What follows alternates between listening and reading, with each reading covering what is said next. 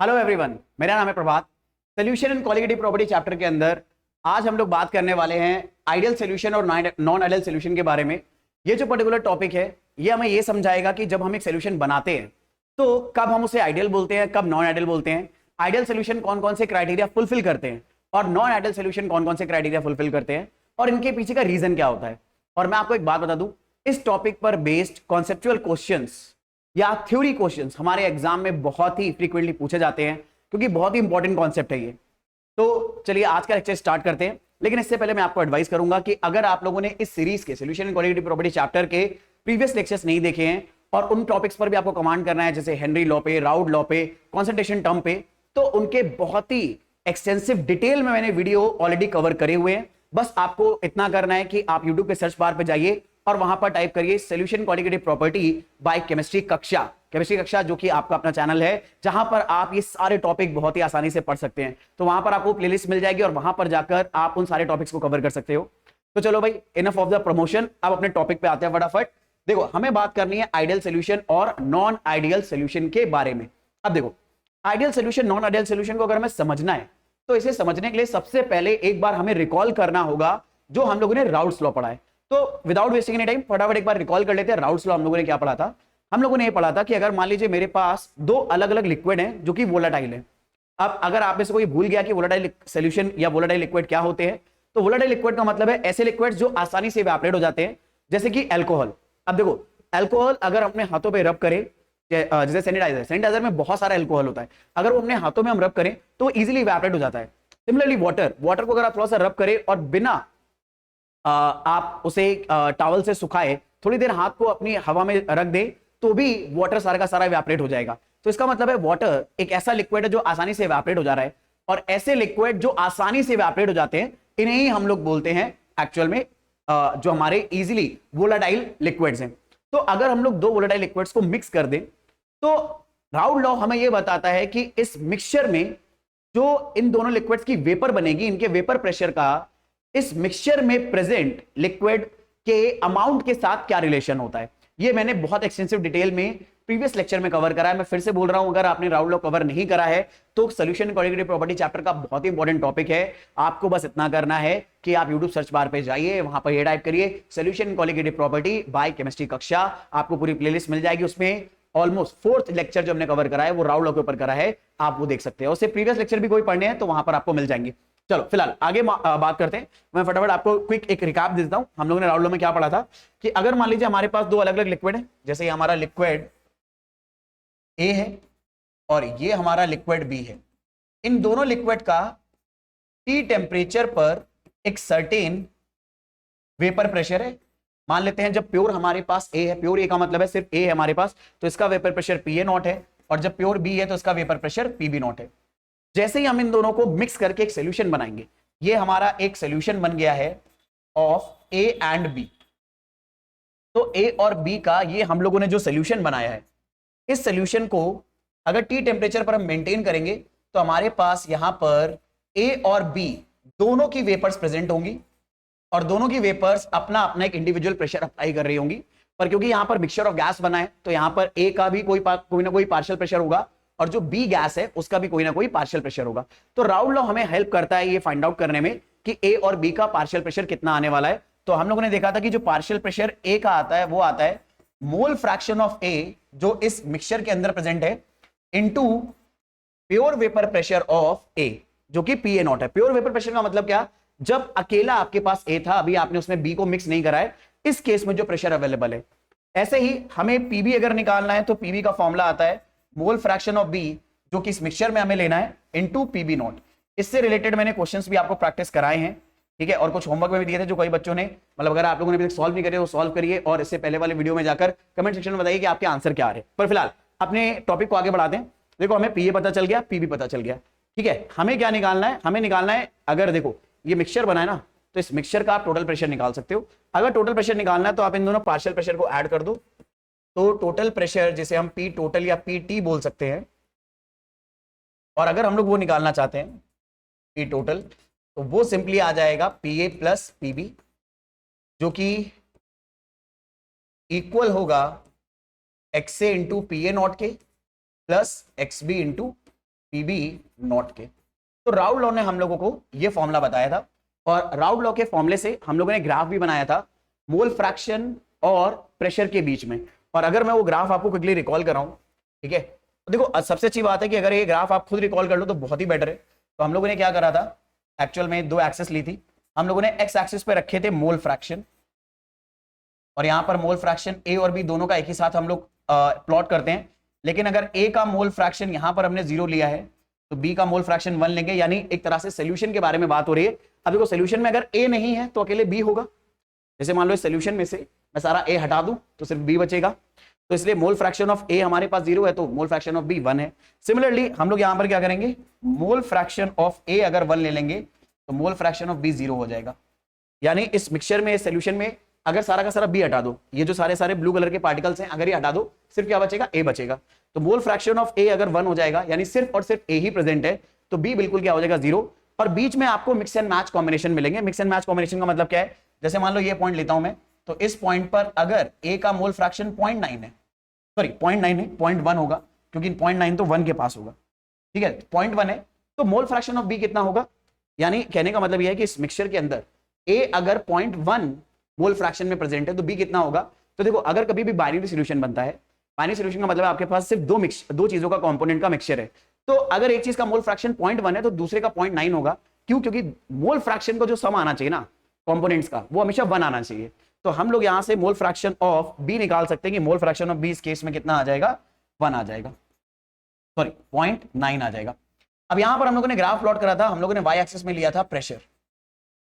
तो जब हम लोगों ने ग्राफ प्लॉट करा था तो सोचो अगर हमारे पास सोल्यूशन में सिर्फ बी के मोल है, तो बी के मोल है तो जो प्रेशर भी आएगा वो सिर्फ बी का आएगा, तो यहां पर हमें एक्चुअल में मिल जाता है पीबी नॉट। सिमिलरली अगर यहां पर सिर्फ ए है तो हमें ए का प्रेशर मिल जाएगा पी ए नॉट।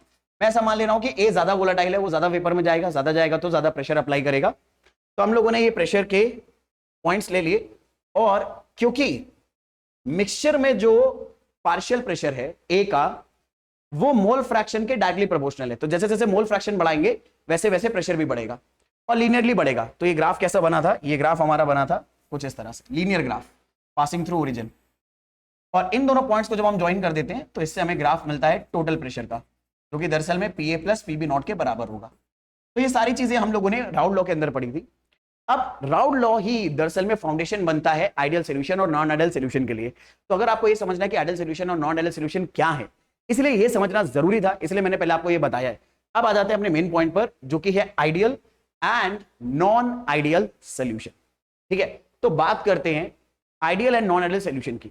अब देखो, इसे अगर आपको समझना है तो आपको यह समझना होगा कि जब एक सॉल्यूशन हम बनाते हैं, यानी सॉल्यूट और सॉल्वेंट को मिक्स करते हैं, तो वहां पर किस तरह के फिनोमेना अकर होते हैं, किस तरह के चेंजेस आते हैं सॉल्यूशन को बनाने के दौरान, और इन चेंजेस की हेल्प से हम लोग एनर्जी, वॉल्यूम और इन सारे चेंजेस को स्टडी करेंगे, और इसी से हम लोग डिस्क्राइब करेंगे कि कोई सॉल्यूशन कब आइडियल है और कब नॉन आइडियल है। जैसे देखो, ये मान लीजिए हमारे पास सॉल्यूट है, सॉल्यूट के पार्टिकल एक दूसरे के पास पास पैक्ड होंगे। अब सॉल्यूट के पार्टिकल्स हैं तो यहां पर इन पार्टिकल्स के बीच में इंटरमोलिकुलर फोर्स होगा, और आपको याद होगा सेम टाइप के पार्टिकल्स के बीच में जो फोर्स होता है इंटरमोलिकुलर फोर्स, उसे हम बोलते हैं कोहेसिव फोर्स। तो एक तरह से यहां पर सॉल्यूट पार्टिकल्स के बीच में कोहेसिव फोर्स है। अब सॉल्यूट पार्टिकल अलग अलग अगर होंगे, जैसे मान लो एक बार सॉल्यूट आपने HCl लिया है, एक बार सॉल्यूट आपने शुगर लिया है, तो शुगर के पार्टिकल के बीच में ऑब्वियसली जो कोहेसिव फोर्स होंगे वो HCl के फोर्सेस से अलग होंगे।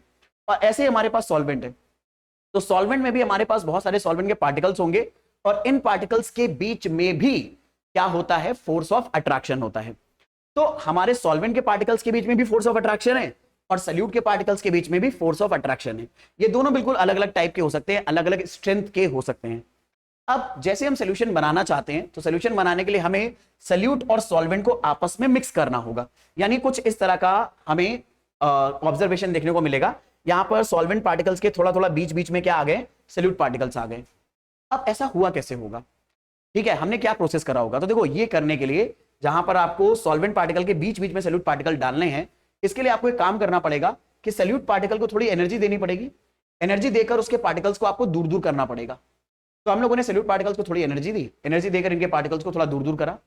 और सिमिलरली सॉल्वेंट पार्टिकल को भी थोड़ी एनर्जी देनी पड़ेगी, और एनर्जी देकर इनके पार्टिकल को थोड़ा दूर दूर करना पड़ेगा। और ऐसा करने के बाद जब इन दोनों को मिक्स करेंगे तो ये हमारे पास एक्सपैंडेड सॉल्यूट है, ये हमारे पास एक्सपैंडेड सॉल्वेंट है।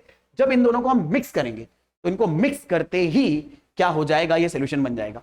पर इंपॉर्टेंट बात समझिए, हमने इन सॉल्यूट पार्टिकल को थोड़ा दूर करा एनर्जी देकर, इन सॉल्वेंट पार्टिकल को थोड़ा दूर करा एनर्जी देकर, लेकिन जब सॉल्यूशन बना तो सॉल्यूट के पार्टिकल और सॉल्वेंट के पार्टिकल एक दूसरे को क्या करने लगेंगे, अट्रैक्ट करने लगेंगे।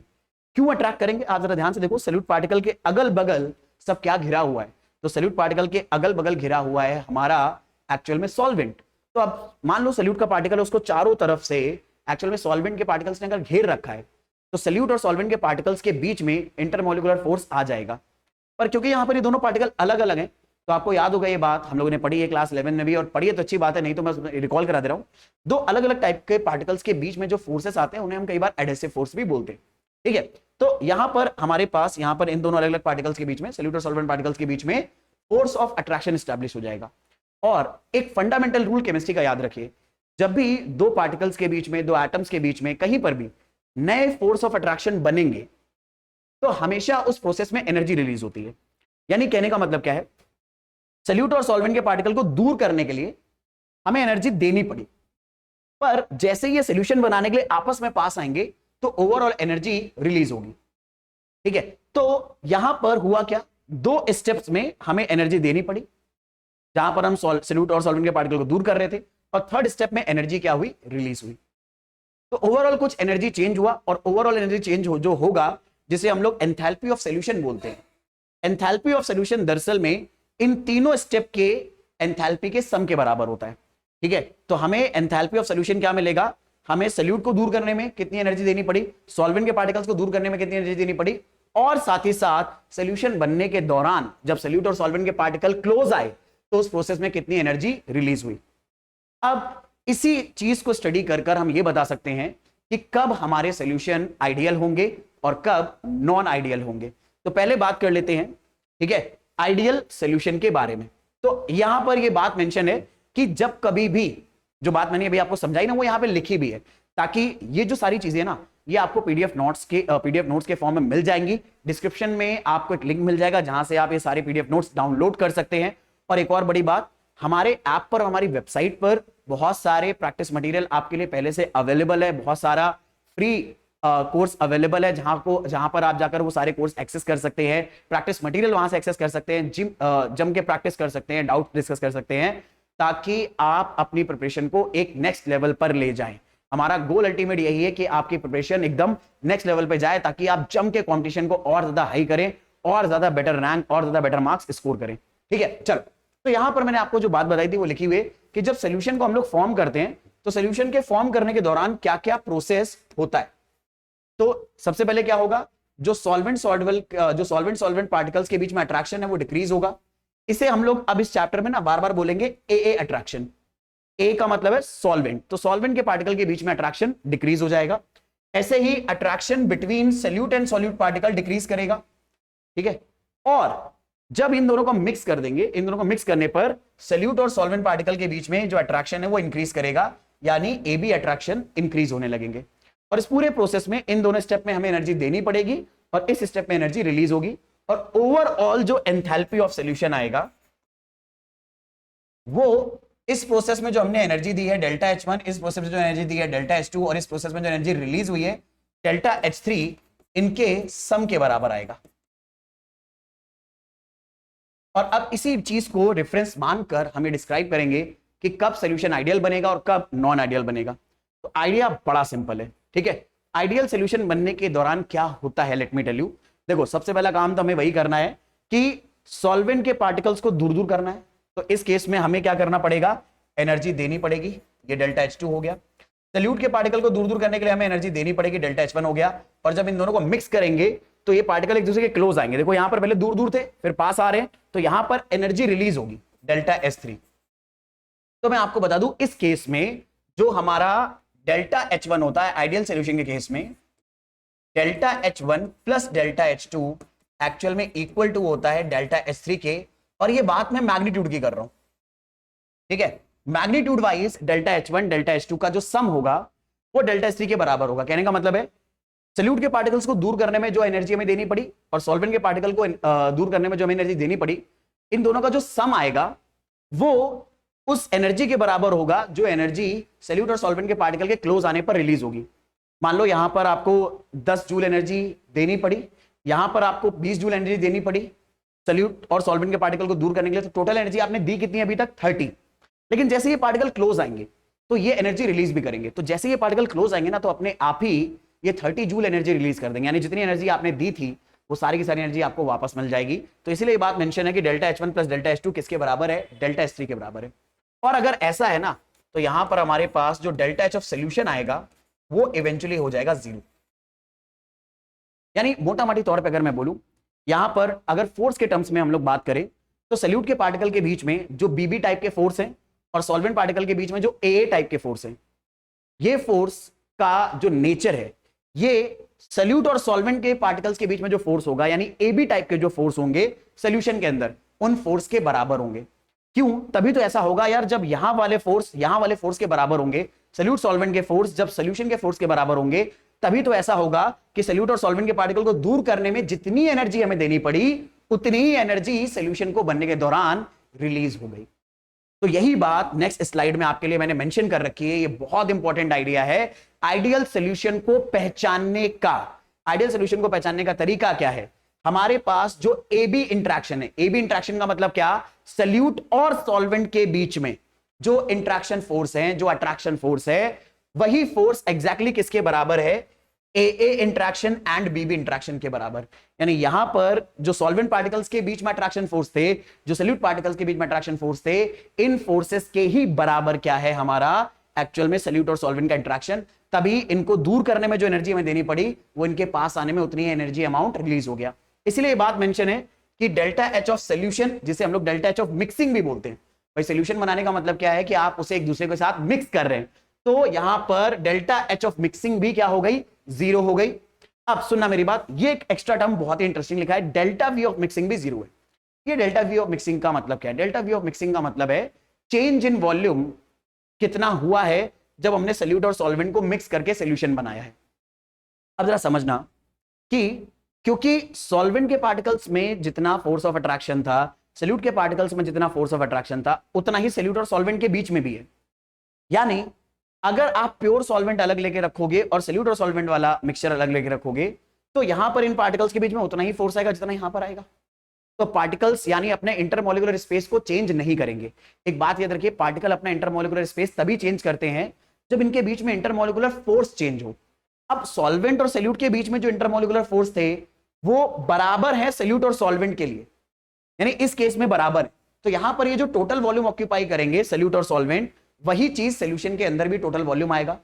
यानी सॉल्यूशन के बनने के दौरान ना तो सल्यूट के पार्टिकल एक दूसरे से दूर जाएंगे या पास आएंगे, ना सॉल्वेंट के पार्टिकल एक दूसरे से दूर जाएंगे या पास आएंगे। यानी ओवरऑल वॉल्यूम जितना ये दोनों यहां ऑक्यूपाई कर रहे हैं उतना ही टोटल वॉल्यूम यहां पर ऑक्यूपाई करेंगे। और इसका मतलब है सॉल्यूशन बनने के दौरान यहां पर वॉल्यूम में कोई चेंज नहीं आएगा। और सॉल्यूशन बनने के दौरान इसका मतलब अगर वॉल्यूम में कोई चेंज नहीं आया तो डेल्टा वी ऑफ मिक्सिंग क्या हो जाएगा, हमारा 0 हो जाएगा। तो ये सब आइडेंटिफिकेशन है दरअसल में आइडियल सॉल्यूशन को पहचानने के। और एक और बड़ी इंपॉर्टेंट बात, मैथमेटिकली जो आइडियल सॉल्यूशन होते हैं वो राउल्ट्स लॉ फॉलो करते हैं। यानी राउल्ट्स लॉ फॉलो करने का मतलब है कि इनका ए और बी का जो पार्शियल प्रेशर आएगा वो इस इक्वेशन को फॉलो करेगा, X into P A naught, X B into P B naught, और जो टोटल प्रेशर आएगा वो इस इक्वेशन को फॉलो करेगा। और बाइनरी सॉल्यूशन अगर हमने आइडियल बनाया है तो जो ग्राफ होगा वो इस तरह का प्रेशर और मोल फ्रैक्शन के बीच में बनेगा, लीनियर ग्राफ। ठीक है, तो आई होप ये आइडिया आपको क्लियर है। और आइडियल सॉल्यूशन के कुछ एग्जांपल मैं बता दूं। आइडियल सॉल्यूशन जैसे आपका बन सकता है अगर आप हेक्सेन और हेप्टेन, एन हेक्सेन और एन हेप्टेन को मिक्स कर दो। ठीक है, तो आइडियल सॉल्यूशन के एग्जांपल में क्या आ जाएगा, आइडियल सॉल्यूशन के एग्जांपल में ना एन हेक्सेन को आपने एन हेप्टेन के साथ मिक्स कर दिया, एन हेप्टेन सॉल्यूशन। देखो हेक्सेन एक्चुअल में ना एक आपको पता है एल्केन है 6 कार्बन मेंबर का, इसमें ना 6 हमारे पास एक्चुअल में कार्बन होंगे और हेप्टेन में 7 होंगे।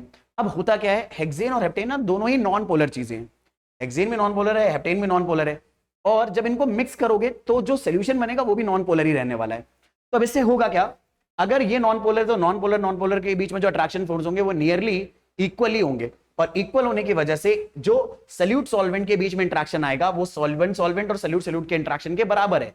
इसीलिए यहां पर जो सोल्यूशन बनेगा वो आइडियल सोल्यूशन बनेगा। और हेक्सेन और हेप्टेन को अगर मिक्स करके हम सोल्यूशन बनाएंगे तो उस प्रोसेस में कोई भी हीट इवॉल्व नहीं होगी, ना ही कोई हीट हमें एक्स्ट्रा देनी पड़ेगी, और चेंज इन वॉल्यूम जीरो होगा। चेंज इन वॉल्यूम जीरो का मतलब क्या है कि मान लो अगर आपने एन हेक्सेन लिया 10 ml और एन हेप्टेन लिया 20 ml और दोनों को मिक्स कर दिया एक टेस्ट ट्यूब के अंदर या एक बीकर के अंदर, तो जो सोल्यूशन बनेगा ना वो 30 ml बनेगा। 10 इससे 20 इससे सम आ जाएगा 30। पर अभी हम लोग आगे पढ़ेंगे नॉन आइडियल सोल्यूशन में कि कई बार ना, जैसे आपने सोल्यूशन एक लिया है 10 ml और दूसरा लिया है एक लिक्विड लिया है 10 ml और एक लिक्विड दूसरा लिक्विड लिया है 20 ml, तो इन दोनों को अगर मिक्स करोगे तो कई बार ऐसा हो सकता है कि वॉल्यूम 30 ml बने या फिर 30 ml ना बने। 30 ml से ज्यादा भी बन सकता है, 30 ml से कम भी बन सकता है। ऐसा किस केस में होगा, यही बात हमें डिस्कस करनी है नॉन आइडियल सोल्यूशन के अंदर। तो आइडियल सोल्यूशन में हुआ क्या, उसकी पहचान क्या है और क्या क्या प्रॉपर्टीज वो फॉलो करेगा, इन्हें आपको अपने दिमाग में बहुत अच्छे से बैठा लेना है।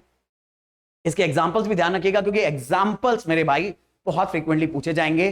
जैसे मान लो कभी कभी ना डिफाइन करने को आगे के डिफाइन करो कि एक्चुअल में आइडियल सोल्यूशन क्या होता है, तो आप आइडियल सोल्यूशन के लिए सारी बातें बताओगे कि आइडियल सोल्यूशन में ए बी इंट्रैक्शन फोर्स यानी सोल्यूट और सॉल्वेंट के इंट्रैक्शन फोर्स सॉल्वेंट सॉल्वेंट और सोल्यूट सोल्यूट के इंट्रैक्शन फोर्स के बराबर होता है।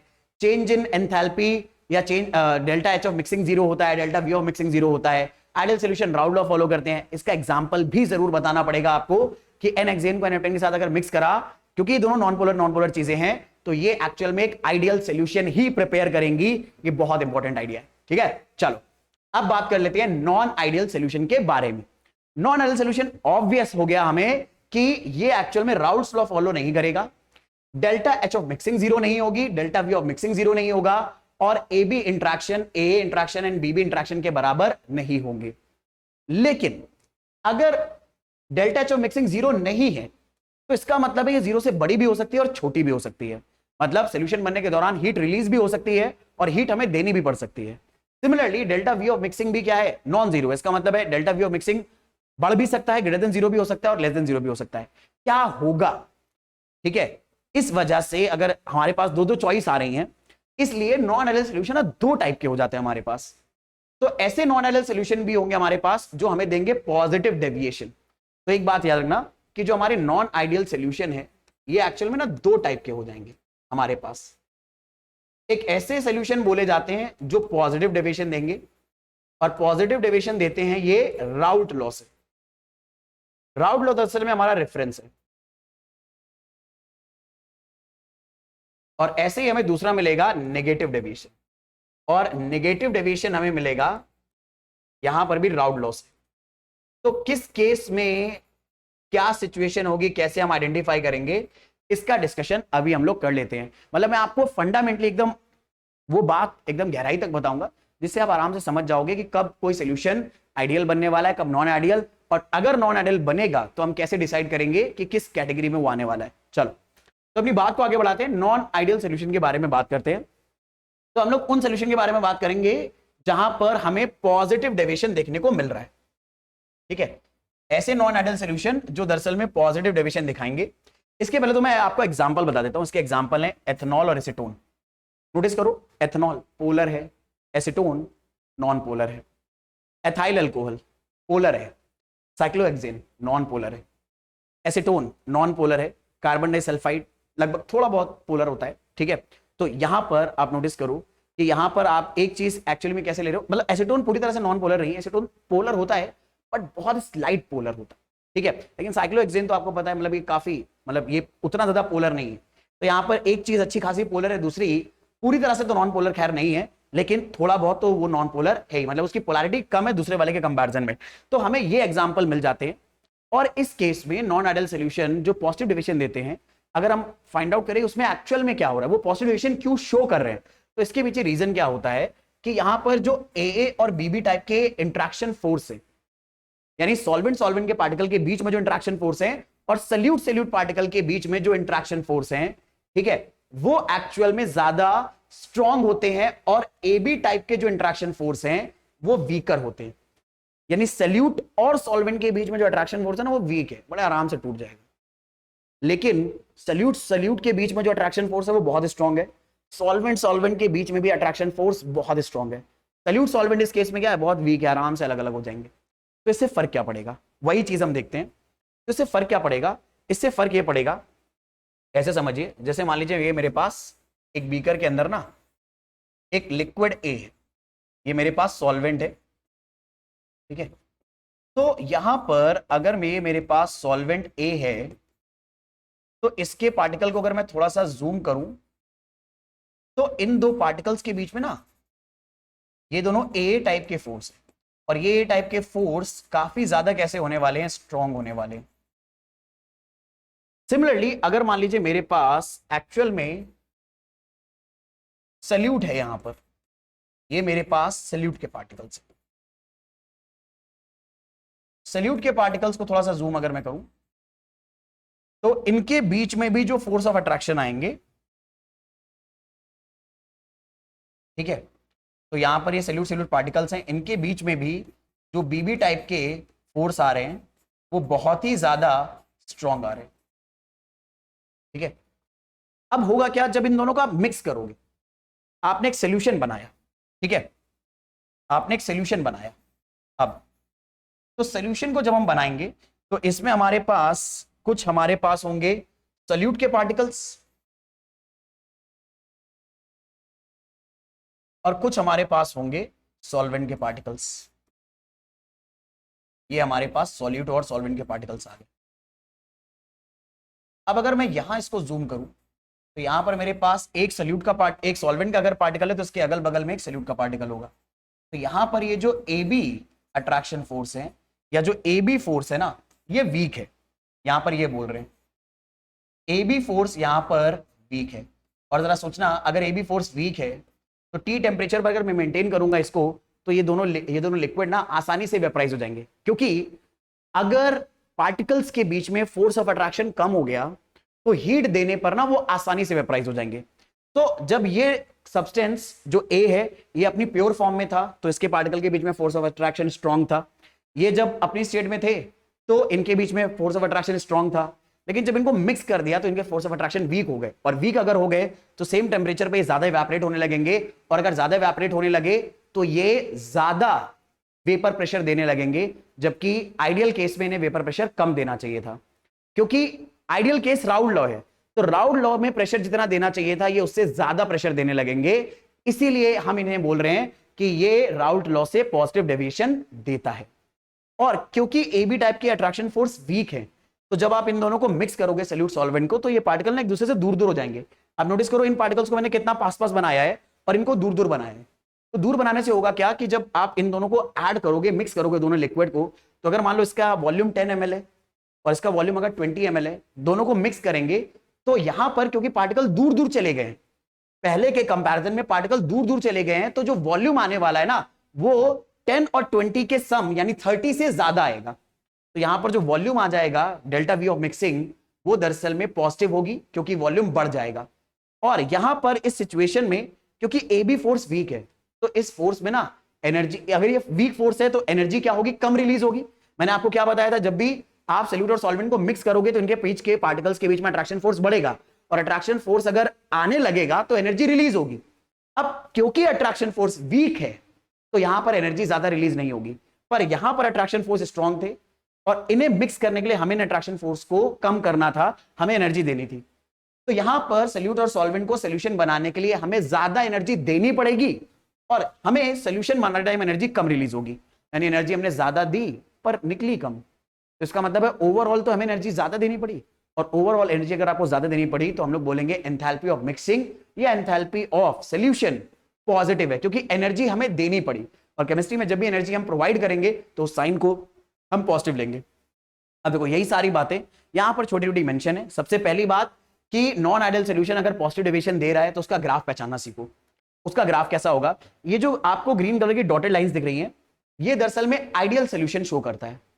पॉजिटिव डेविएशन देने वाला जो सॉल्यूशन होगा ना, उसका जो वेपर प्रेशर का ग्राफ होगा वो इस ग्रीन लाइन के ऊपर होगा। तो देखो सॉल्यूशन का जो ग्राफ है टोटल प्रेशर का, वो इस टोटल प्रेशर ऑफ लाइन से आइडियल सॉल्यूशन के ऊपर है। और सिर्फ यही नहीं, जो हमारे प्योर कंपोनेंट, जो हमारे कंपोनेंट्स थे 1 और 2 या ए एंड बी, उसके भी वेपर प्रेशर सॉल्यूशन के अंदर जो आ रहे हैं वो आइडियल सॉल्यूशन से ज्यादा ही आ रहे हैं। आई होप ये बात आपको दिख रही है। तो कभी भी ग्राफ अगर आपको ऊपर जाता हुआ दिखाई दे आइडियल सिचुएशन से, आप समझ जाना वो ग्राफ एक्चुअल में पॉजिटिव डेविएशन का है। और यहां पर ये बात फॉर्मूला वाइज भी मेंशन है कि पॉजिटिव डेविएशन देने वाले सॉल्यूशंस में जो ए का पार्शियल प्रेशर आएगा सॉल्यूशन के अंदर, ठीक है, यहां पर ए वेपर इकट्ठा होंगी ऊपर, तो ए का जो पार्शियल प्रेशर आएगा वो मोल फ्रैक्शन ऑफ ए और वेपर प्रेशर ऑफ प्योर ए के प्रोडक्ट से भी ज्यादा आएगा। भाई ये जो वैल्यू आती है ये आइडियल केस में आती है, तो आइडियल से भी ज्यादा आ रहा है प्रेशर, इसलिए ग्राफ जो है ना ये ऊपर आ रहा है। और यहां पर जो ग्राफ आ रहा है पीबी का वह भी क्या आएगा, ज्यादा आएगा। तो आप P1 P2 बोलो या PA PB बोलो, दोनों का मतलब सेम है। तो यहां पर मैं काम करता हूं PA PB ही लिख देता हूं ताकि आपको चीज सेम मिले। यहां पर भी A है, यहां पर B है, ये A है, यहां पर B है, ठीक है। तो आई होप ये आइडिया आप लोगों को सबको समझ में आ रहा होगा, ये ग्राफ भी अच्छे से अंडरस्टैंड कर लिया है। और देखो non ideal solution positive deviation वाला बनेगा कब, जब जैसे हम लोग ना एक एथेनॉल ले रहे हैं, एक एसीटोन, एथेनॉल क्या अल्कोहल, अल्कोहल अगर हमारे पास यहां पर होगा तो अल्कोहल के पार्टिकल्स के बीच में होती है हाइड्रोजन बॉन्डिंग, और acetone normal polar polar attraction force show करता है, बट हाइड्रोजन बॉन्डिंग जैसा स्ट्रॉन्ग एक्चुअल में डाइपोल फोर्स नहीं होता वहां पर ये अपने आप में तो कोहेसिव फोर्स शो ही करेगा अच्छे खासे स्ट्रॉन्ग। अब होगा क्या, जब आपने इन दोनों को मिक्स कर दिया तो समस्या हो गई, और समस्या हो गई भाई साहब किसको, एथिल अल्कोहल को। एथिल अल्कोहल कह रहा है कि यार जब मैं अकेला था ना तो मेरे पास थी हाइड्रोजन बॉन्डिंग मेरे पार्टिकल्स के बीच में जो कि बहुत स्ट्रॉन्ग है, अब तुम जबरदस्ती मेरी बॉन्डिंग किससे करवाना चाह रहे हो, एसीटोन के साथ, जिसके पास हाइड्रोजन बॉन्ड बनाने के लिए कोई चीज अवेलेबल ही नहीं है। देखो एसीटोन का फॉर्मूला क्या हो गया, एसीटोन के फॉर्मूले के बारे में अगर हम लोग बात करें तो एसीटोन का फॉर्मूला हो गया, एसीटोन का फॉर्मूला हो गया CH3COCH3, और एथेनॉल का फॉर्मूला हो गया C2H5OH। तो आप जरा नोटिस करना, ये जो एथेनॉल है और ये जो एसीटोन है ये आपस में हाइड्रोजन बॉन्डिंग कर ही नहीं पाएंगे, इनके पास हाइड्रोजन बॉन्डिंग करने के लिए सफिशिएंट कोई चीज ही नहीं है, ठीक है। तो क्योंकि यहां पर जो हमारा हाइड्रोजन बॉन्डिंग है अल्कोहल का वो वीक हो जा रहा है, ठीक है। अल्कोहल की हाइड्रोजन बॉन्डिंग पहले अल्कोहल के साथ ही थी, बहुत स्ट्रांग थी, पर यहां पर हाइड्रोजन बॉन्डिंग क्योंकि वीक हो जा रही है अल्कोहल की, इसलिए अब अल्कोहल आसानी से इवेपोरेट होने लगेगा, और एसीटोन भी इसी वजह से अपने अट्रैक्शन फोर्स कम कर लेगा और क्या होने लगेगा, आसानी से इवेपोरेट होने लगेगा। तो प्रेशर दोनों के ही आइडियल केस से बढ़ जाएंगे। तो आप एक non ideal solution positive deviation का अगर दिया है तो पहचानोगे कैसे, मतलब अगर आपको मिक्सचर दे रखे हैं, कंपाउंड्स के नाम दे रखे हैं, तो अगर आप ये नोटिस करो इन दोनों को मिक्स करने के बाद जो चीजें आपको दी गई हैं, अगर मिक्स करने के बाद उनके बीच के अट्रैक्शन फोर्स किसी वजह से कम हो रहे हैं बल्कि मिक्स करने से पहले ज्यादा थे, तो आप समझ जाना ये डेविएशन पॉजिटिव होगा। बाकी आप डेटा से कैसे देखोगे, ग्राफ अगर दिया है तो ग्राफ अगर ऊपर की तरफ बनाए तो non ideal solution positive deviation है। और ऐसे ही आप यहां पर एक चीज और बता सकते हो जो बहुत इंपॉर्टेंट है कि पॉजिटिव डेविएशन जब आप दोगे ना तो हमारे पास एक चीज मैंने आपको पहले क्या बताई, जो एंथैल्पी ऑफ मिक्सिंग होगा इस प्रोसेस में आपको एनर्जी देनी पड़ेगी। दूसरी बात मैंने आपको बताई डेल्टा वी ऑफ मिक्सिंग, यानी वॉल्यूम दोनों चीजों को मिक्स करने के बाद क्या हो जाएगा, बढ़ जाएगा, बढ़ जाएगा, तो डेल्टा वी ऑफ मिक्सिंग भी क्या बोलोगे आप, ग्रेटर देन 0 है। तीसरी बात ये हो गई। चौथी बात जो राउल्ट लॉ है उससे पॉजिटिव डेविएशन मिल जाएगा, ठीक है, ये बात हमें पता है। तो आप ये बोल सकते हो कि यहां पर जो ए बी इंट्रैक्शन है, ठीक है, ए बी इंट्रैक्शन फोर्स जो है, ए बी इंट्रैक्शन फोर्स जो है वो लेस है A A and B B interaction force. ये बात बहुत ज्यादा इंपॉर्टेंट है, इसे अच्छे से ध्यान रखने की जरूरत है आपको। चलो अपनी कहानी को आगे बढ़ाते हैं। Non ideal solution positive deviation समझ गए आप, अब आ जाते हैं non ideal solution negative deviation पे, कि non ideal solution negative deviation कब देंगे, और फिर से लॉजिक के साथ बताऊंगा कि कैसे होने वाला है यहां पर, ठीक है। तो देखो non ideal solution negative deviation कैसे देंगे, आई गेस अब अगर आप अभी तक लेक्चर को सही से फॉलो करते आए हैं तो आप समझ गए होंगे कि यहां क्या होने वाला है। यहां पर पहली बात तो राउल्ट लॉ से ये नेगेटिव डेविएशन देगा, और इस केस में रिस्पॉन्सिबिलिटी एक्चुअल में कौन लेता है, वही ए और बीबी टाइप के इंट्रैक्शन। तो यहां पर ए यानी सॉल्वेंट सॉल्वेंट के पार्टिकल्स के बीच में जो इंट्रैक्शन होगा, और बीबी यानी सल्यूट सल्यूट पार्टिकल के बीच में जो इंट्रैक्शन होगा, वो एक्चुअल में क्या होगा, ज्यादा हमारे पास मतलब ए इंट्रैक्शन और बीबी इंट्रैक्शन क्या होंगे, वीकर होंगे। यानी सल्यूट सल्यूट और सॉल्वेंट सॉल्वेंट के पार्टिकल्स के बीच में पहले से इंट्रैक्शन कमजोर थे, लेकिन जब आप उन्हें मिक्स कर दे रहे हो, ए बी बना दे रहे हो, तो इनके बीच में जो फोर्स ऑफ अट्रैक्शन है वो इन दोनों के कंपैरिजन में क्या हो गया, ज्यादा हो गए। ठीक है, तो इसे हम लोग बोलेंगे एक्चुअल में पॉजिटिव डेविएशन। और इस AB में अगर इंटरेक्शन फोर्स बढ़ गए तो इसकी वजह से जो प्योर जो हमारे मिक्सचर का वेपर प्रेशर है वो क्या हो जाएगा, वो एक्चुअल में डिक्रीज हो जाएगा। क्यों? क्योंकि यार A और B को जब मिक्स करा तो इसने ज्यादा अच्छे बॉन्ड बना लिए, ज्यादा अच्छा अट्रैक्शन फोर्स एस्टैब्लिश कर दिया। अब अगर ज्यादा अच्छा अट्रैक्शन फोर्स है तो ये आसानी से इवेपोरेट नहीं होंगे, और अगर ये आसानी से इवेपोरेट नहीं होंगे तो इनका वेपर प्रेशर भी डिक्रीज कर जाएगा, और वेपर प्रेशर का डिक्रीज कर गया तो ये देगा नेगेटिव डेविएशन। और नेगेटिव डेविएशन के कुछ क्लासिकल एग्जांपल्स हैं जो बहुत फ्रीक्वेंटली आपसे पूछे जाएंगे। उनमें से एक है फिनॉल और एनिलीन। ये वाला बड़ा इंपॉर्टेंट है। क्लोरोफॉर्म और एसीटोन बहुत कॉमनली पूछा जाता है। क्लोरोफॉर्म एसीटोन को जब हम मिक्स करते हैं तो नेगेटिव डेविएशन देता है। क्लोरोफॉर्म का फॉर्मूला आप सबको याद है, CHCl3, और ये मेरे भाई एसीटोन है। ठीक है, तो होता क्या है ना, मैं आपको एक बात बताऊं, अकेले क्लोरोफॉर्म में हाइड्रोजन बॉन्डिंग नहीं होती, नॉर्मल एक्चुअल में डाइपोल डाइपोल अट्रैक्शन होते हैं। अकेले एसीटोन में नॉर्मल डाइपोल डाइपोल अट्रैक्शन होते हैं, नॉर्मल। ठीक है, तो मैंने क्या बताया, क्लोरोफॉर्म में डाइपोल डाइपोल अट्रैक्शन है और अकेले एसीटोन में नॉर्मल डाइपोल डाइपोल अट्रैक्शन है। ठीक है भाई, ये भी पोलर है, ये भी पोलर है, तो इन दोनों में डाइपोल डाइपोल अट्रैक्शन तो होंगे ही। पर जैसे ही आप इन दोनों को मिक्स करते हो, अभी ये दोनों अलग अलग कंपार्टमेंट में, अलग अलग प्योर फॉर्म में रखे, तो जिस कंटेनर में आपने एसीटोन लिया है वहां पर सिर्फ एसीटोन के ही पार्टिकल होंगे, और जिस कंटेनर के अंदर आपने सिर्फ क्लोरोफॉर्म लिया उसमें सिर्फ छोटे छोटे छोटे छोटे क्लोरोफॉर्म के ही पार्टिकल होंगे। तो क्लोरोफॉर्म के पार्टिकल के बीच में आपस में polar intermolecular force dipole dipole interaction type वाला होगा। और अगर आपको ये नहीं पता ना डाइपोल डाइपोल इंटरेक्शन क्या होता है, मैं फिर से बोल रहा हूँ, स्टेट्स ऑफ मैटर चैप्टर के अंदर मैंने बहुत डिटेल में कवर करा है बात, आप जाकर वही फिर से बोलूंगा, आप बस इतना टाइप करो स्टेट्स ऑफ मैटर केमिस्ट्री कक्षा, आपको वहां पर मैंने बहुत डिटेल में बताया है कि एक्चुअल में ये क्लोरोफॉर्म मतलब जो हमारे डाइपोल डाइपोल अट्रैक्शन होते हैं ये क्या होते हैं। और अगर आपको केमिस्ट्री कक्षा वाले चैनल पे ना मिले तो हमारा एक और चैनल है वेदांत लर्निंग सेंटर के नाम से या वेदांत लर्निंग के नाम से, तो बस आप इतना टाइप करना फिर कि states of matter Vedantu learning, तो स्टेट्स ऑफ मैटर की पूरी प्लेलिस्ट आ जाएगी आपके पास। वहां पर पहले ही लेक्चर में मैंने बहुत डिटेल में बताया है, लेकिन ये उन्हीं बच्चों के लिए अगर आपको नहीं पता है, वरना अपनी बात आगे कंटिन्यू करते हैं। ठीक है, तो क्लोरोफॉर्म हमारे पास प्रेजेंट है, प्योर डाइपोल डाइपोल अट्रैक्शन है। एसीटोन में हमारे पास डाइपोल डाइपोल अट्रैक्शन है, पर जैसे इन दोनों को आपस में मिक्स करोगे अब होगी एक बड़ी इंटरेस्टिंग चीज। देखो क्लोरीन माइनस इफेक्ट शो करता है, तो जब इलेक्ट्रॉन को अपनी तरफ पुल करेगा कार्बन से, तो कार्बन हाइड्रोजन से पुल करने लगेगा और हाइड्रोजन के ऊपर आ जाएगा बहुत तगड़ा पॉजिटिव चार्ज, और यहां पर ऑक्सीजन के ऊपर है भाई साहब नेगेटिव चार्ज। अब अगर ऐसा हुआ कि यहां पर हमारे पास हाइड्रोजन के ऊपर आया पॉजिटिव चार्ज, यहां पर ऑक्सीजन के ऊपर आया नेगेटिव चार्ज, तो यहां बन गई हाइड्रोजन बॉन्डिंग। पहले हाइड्रोजन बॉन्डिंग इन दोनों में अलग अलग नहीं थी, लेकिन जैसे इन्हें मिक्स करा इनके बीच में क्या आने लगी, हाइड्रोजन बॉन्डिंग आने लगी, पार्शियल हाइड्रोजन बॉन्डिंग आने लगी। ये भाई साहब बहुत स्ट्रॉन्ग फोर्स हो गया अट्रैक्शन का, यानी सोल्यूशन के अंदर क्या आ गया, स्ट्रॉन्ग फोर्स ऑफ अट्रैक्शन, जो कि प्योर सॉल्वेंट और प्योर सोल्यूट में नहीं था। तो इनके पार्टिकल ज्यादा क्लोज आ जाएंगे, ज्यादा क्लोज आ जाएंगे तो अभी आसानी से इवेपोरेट नहीं होंगे, आसानी से इवेपोरेट नहीं होंगे, तो जितना वेपर प्रेशर बनाना चाहिए था उससे भी कम बनाएगा, आइडियल वाले से कम बनाएगा, और आइडियल वाले से अगर कम बनाएगा तो ऐसे डेविएशन को बोलेंगे नेगेटिव डेविएशन।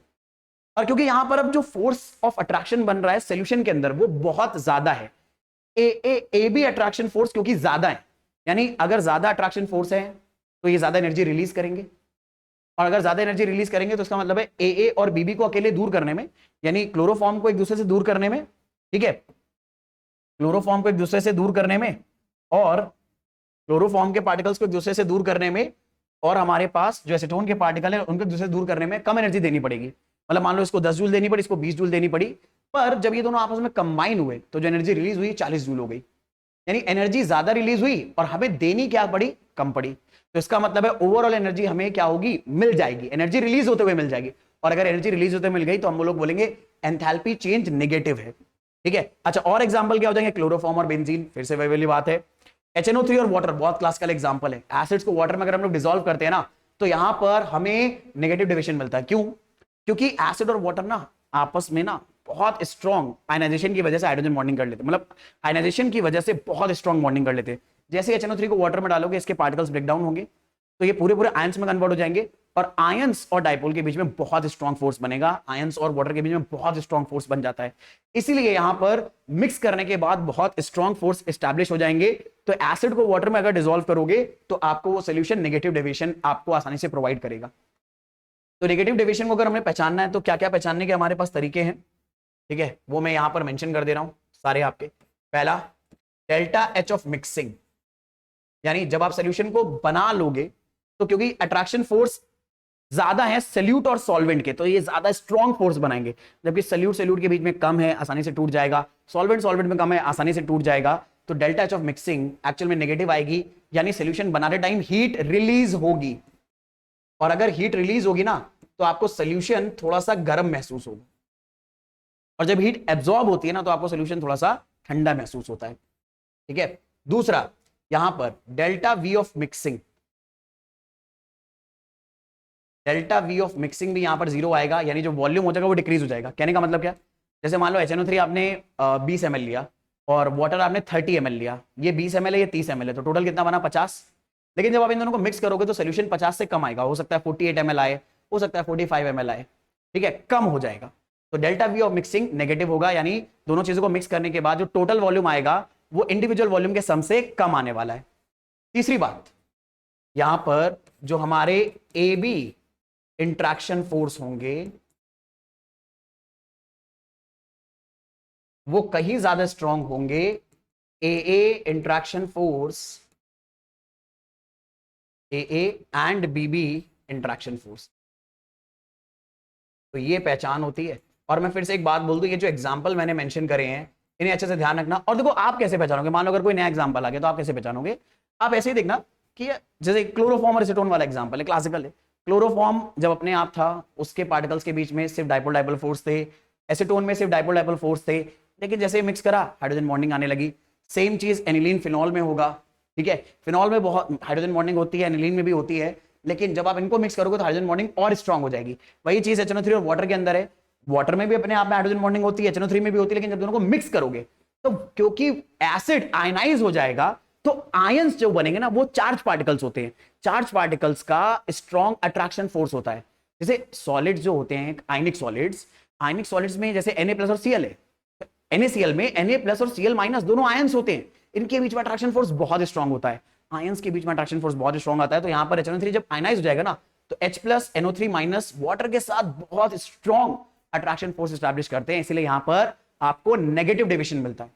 तो ना आपको एक्चुअल में पॉजिटिव डेविएशन या नेगेटिव डेविएशन अगर फाइंड आउट करना है तो मैं फिर से बता दूं आपको फाइंड आउट करने का तरीका क्या है। फाइंड आउट करने का तरीका है कि आप डेप्थ में सोचो क्या हो रहा है फोर्सेस के टर्म्स में जब हम लोग सल्यूट और सॉल्वेंट को अलग अलग ले रहे हैं और जब उन दोनों को मिक्स कर रहे हैं, क्या फोर्स बढ़ जा रहे हैं मिक्सिंग के बाद या घट जा रहे हैं या बराबर ही रह रहे हैं।